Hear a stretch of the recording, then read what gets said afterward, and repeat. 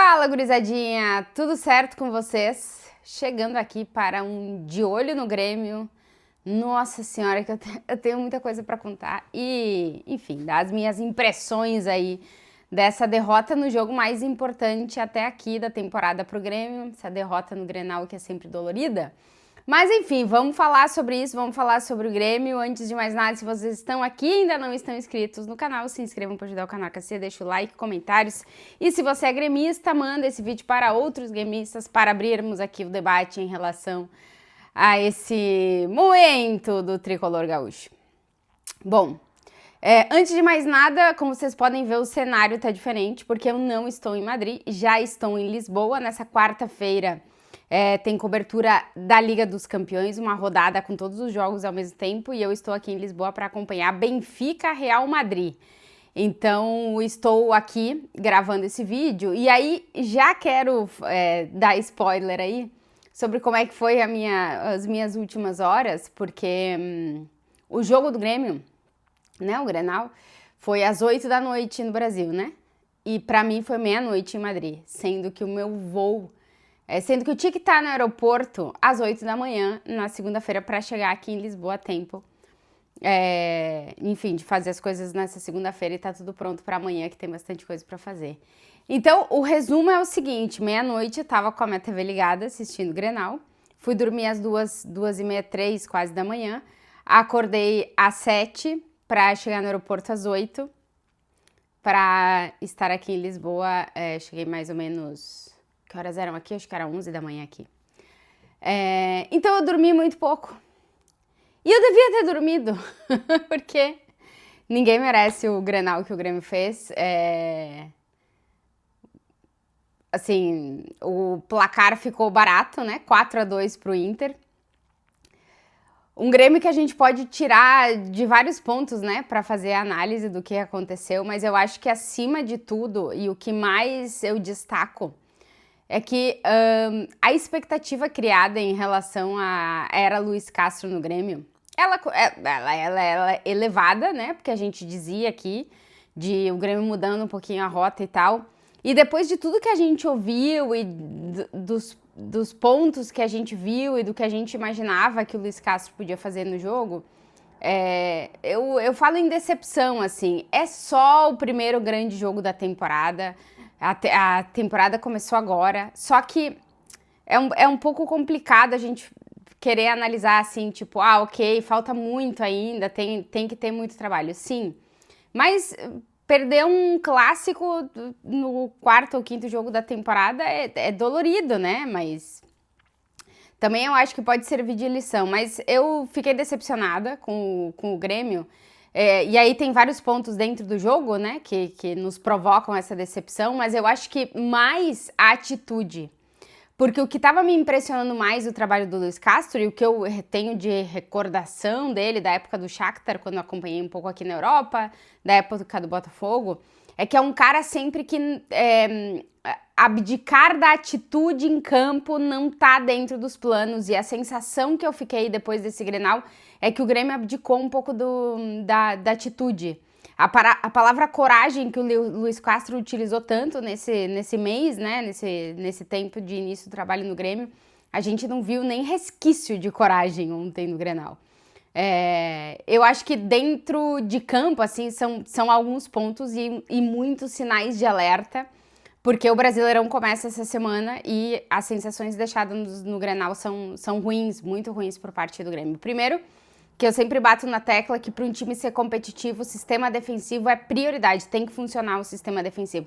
Porque qualidade no ataque o Grêmio tem, vai resolver os jogos se precisar atacando. O problema é que tu não vai conseguir marcar a quantidade de gols suficiente se a tua defesa for vazada 4 vezes e 3 vezes em 9 minutos.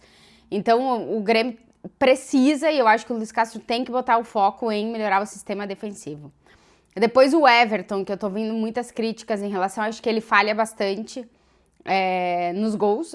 Acho que ele poderia, pelo goleiro que ele ter chegado naquelas bolas, né? Porque a gente, tava aí que o Grêmio queria um goleiro desse tamanho, né? Um goleiro com muita experiência, com capacidade. O Everton é esse cara, ele mostrou isso durante muito tempo no Palmeiras, mas o primeiro Grenal dele foi para esquecer.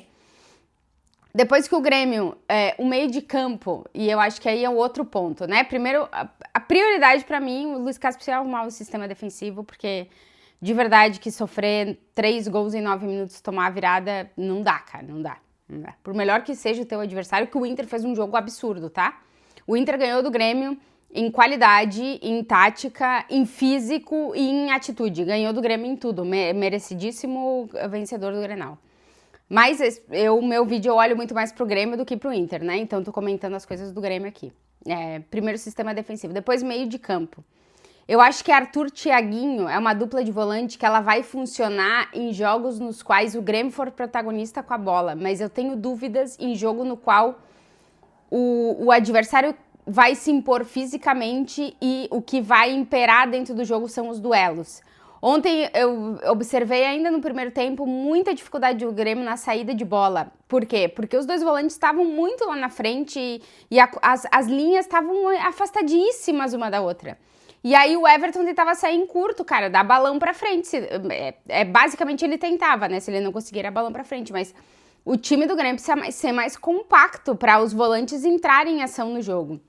O Arthur teve que fazer o papel de 2 ou 3 jogadores, porque o Thiaguinho, cara, um menino de 17 anos, não dá pra carregar nada nas costas dele. Ele era o primeiro Grenal dele.